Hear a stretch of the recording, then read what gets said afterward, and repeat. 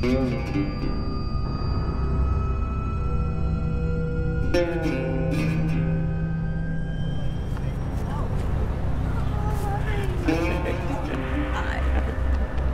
to see you, sweetie. Funny to be back here. Yeah. Leatherface Central. It feels comfortable. Feels like yesterday. Yeah. We need more blood. If she had more blood on her, it'd be better. And it should be a little hotter. Yeah. And you should smell. Yeah. Because, you know, he could never change his costume. So I wore the same clothes for 28 days. This is pretty dang delightful. We got a breeze. Yeah, we're in fresh clothes. We have air conditioning. Yeah, what could be nicer? Way back in the day, I can remember Toby, Kim, and I trying to think of a sequel. That was way back in the day. And then, as the years went by, everybody and their brother was trying to write a sequel. And I'm always anxious to see what they come up with next, you know, in the storylines. We always thought of the Chainsaw family as just the four of us and dead grandma. But apparently the Sawyer clan was quite large. So that as the original story ends, the Sawyer clan gathers very quickly because there's trouble brewing. And I'm one of this Sawyer clan, and I'm, as described in the script, a rough-looking Sawyer, like the others weren't. Drayton was played incredibly by the late, great Jim Seadow, who is a good friend of mine and with whom I got to work on Chainsaw 2. And so it's kind of funny. It's coming back and playing Drayton. I like to say it's kind of like Moe coming back and playing Curly in a remake of The Three Stooges. So it's a little strange, but it's a lot of fun, and I'm really happy to have been handed the responsibility to do right by Jim. Hey, Drayton, you know why I'm here. Come out, bring jig, hands above your head. He was protecting the house, protecting the family. They were strangers come up on the property. That ain't the way I heard it.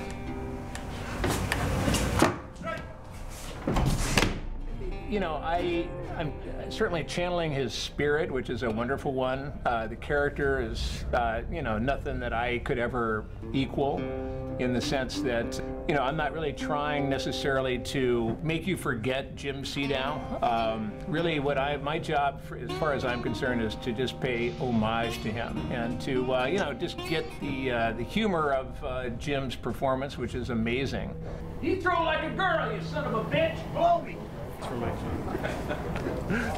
All I can say to the fans is, look what your brother did to the door!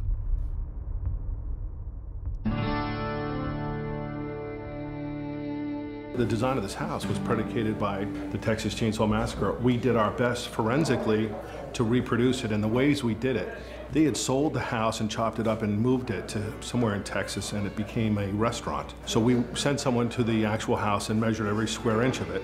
And then we pulled lots of screen grabs off the film and did our best through that process to replicate every aspect of the house, down to moldings, butcher paper on the walls, feathers, bones, tables, and chairs. You know, film is a very powerful tool. You can see a lot from it in details. And originally, when I first started scouting, we tried to just find a house as close as we could, but it's such a unique home that we decided just to build it. But now that you build the house, where are you going to put it? So, you know, this movie was shot in Texas, and we're in Louisiana, and we were able to find a location that was very similar in the geography of the original location, with the orientation of the road, with the tree line, even down to the row of trees behind the house. And so when I came across this place, it was a thrill. I just think it brings authenticity to the whole project. It gives it a little bit of stature that it didn't have, and it gives a little honor to the original that's needed. I got to tell you, I was standing here in the driveway and I watched Gunnar Hansen come out of the van and walk up this driveway for the first time. All he could tell me was, wow, this is so creepy, I can't believe it. This brings back 40 years.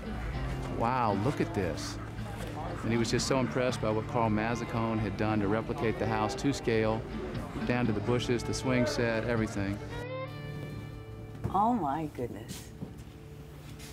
Here's that infamous door. Boy, they did a great job on that. Everything looks so real down to the wallpaper. And the stairs. Oh my goodness, they even did the wallpaper upstairs. That light blue with the little white flowers. They did some detail here. It is kind of like yesterday. I keep wanting to look behind my back and make sure somebody isn't chasing me here now. And the bone room. Oh my goodness. This is just as filthy and dirty as it was the first time around. The feathers all over the floor, the dust. Oh, the sweltering heat and the suffocation. When you breathe, you get a combination of feathers and dust. Oh, it's done so well. Every detail. From this mask hanging over to the table, to the skull on the table, and the armadillo. Oh my goodness. And the chicken. Oh, my favorite friend, the chicken. And I'm so glad that he isn't real now. The first one was, they did a little taxidermy on their own. Unfortunately, they didn't know what they were doing, and we had to endure it for quite a long time. Oh, the infamous bucket. That was a great bucket. I really enjoyed putting my head over this. That wasn't sound effects when it hit the bucket. That's how it sounded, and that's how hard it was in my head. So I was really ready to get out of this picture by the time I got ready to get up and jump out this window. Well, there's that famous door that dear Leatherface slammed with all the little critters hanging on the wall, and that gave me chills that very first day. What do you think? Did you think they really nailed this design when you saw it? That was great.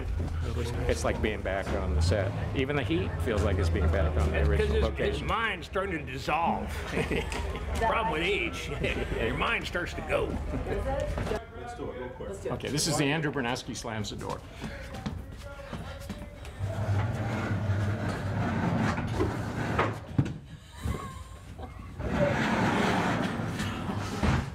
This is the original slams the door. When you start to develop a screenplay and you make a choice to pick up from the end of the movie and everything that it entails, and you dream of getting the original Leatherface and reuniting the cast, you actually are standing here now looking out the window as the police cars are arriving, and you've got a perfectly replicated house down to scale perfection. And I'm looking at the original Leatherface standing in the doorway, who's just complimented all our work and had very little to say, and as far as the most minute changes, it's amazing, just amazing. There's the gag where I'm sitting by the window. It's the exact spot that Leatherface sat in when he looks out the window and is thinking, where are all these people coming from? So I said, why don't we just let him sit in that chair, and then I can do some business where I'm kind of, you know, doing the tooth thing with the tongue, because it'll be a real obvious reference to the original chainsaw.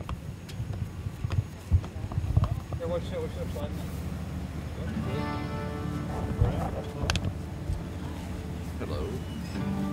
Oh, wow. Oh my God.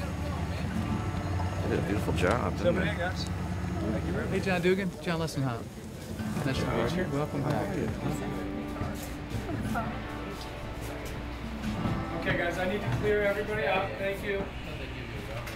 Oh, you guys, I gotta clear everything. A filmmaker friend of mine from Richmond, Kentucky, emailed me and said that did some research, and you have the longest span of years between reprising a role of any actor.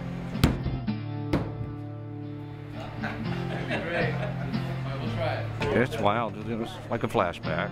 It was 38 years ago. Just walking up and seeing the house, and then seeing all the props and everything. The chicken, the live chicken. How long do chickens live? That's not the same chicken, is it? You do what you have to do, Sheriff. I think it's really a great idea, just script-wise, to start this movie as the last one ends. That just is wonderful. I only wish there was, you know, it was all about us. Fuckers ain't getting nobody in this family. We're the Sawyers. We are shooting pretty much the end of me and the whole Sawyer family. The townspeople come, kind of a lynch mob thing, and they want Leatherface. And the Sawyer family does not want to give Leatherface up. because he's family. My character really, he's really the one who makes the choice and pushes the cook, Drayton, pushes the cook into giving up Leatherface. So I think that's great. I mean, that to me is the wonderful thing about doing this, is that I get to make fun of the character I played and be the one who sends him off supposedly to his fate. And then all the shit hits the fan. Everybody ready? Rolling, and action on the gunfire. Bang! A lot of gunfire, man. Sorry, sir. They got your tail feathers in a rattle. We're trying to take care of it. Oh, man. Can you believe those shots? As a result, I almost get shot because these idiots wouldn't just let me do my job.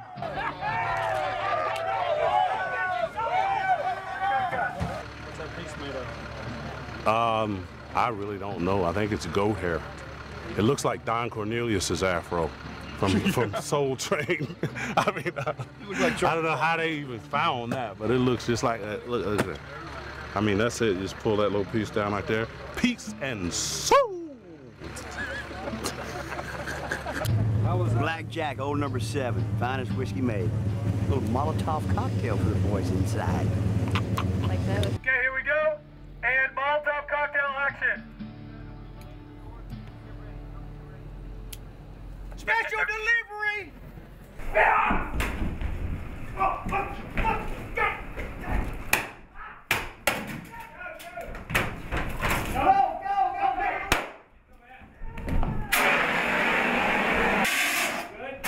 Woohoo! That's movie making, boys and girls. That's movie making.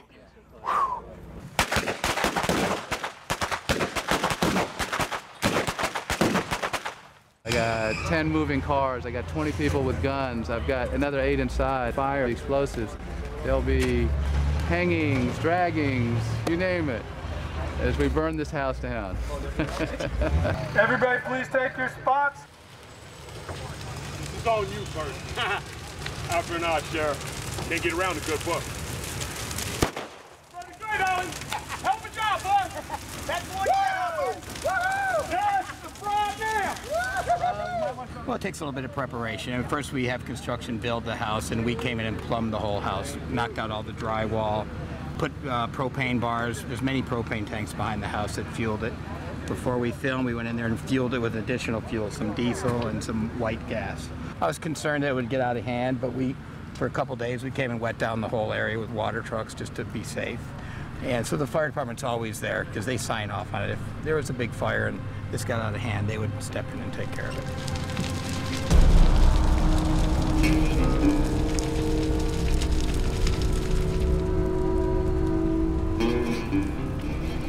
I took a picture today of the fire, and there's a face in it. Do you see the face in the fire? We burned the devil down. It happened here tonight. And we walk away with the experience of having touched a few people's lives in the process, because both Gunnar Hansen, Marilyn Burns, and John Dugan, it was a remarkable homecoming for them, coming back into a house they hadn't been in for 38 years, and a house that was responsible for the birth of the Texas Chainsaw Massacre and the start of their careers. So it was really pretty profound experience.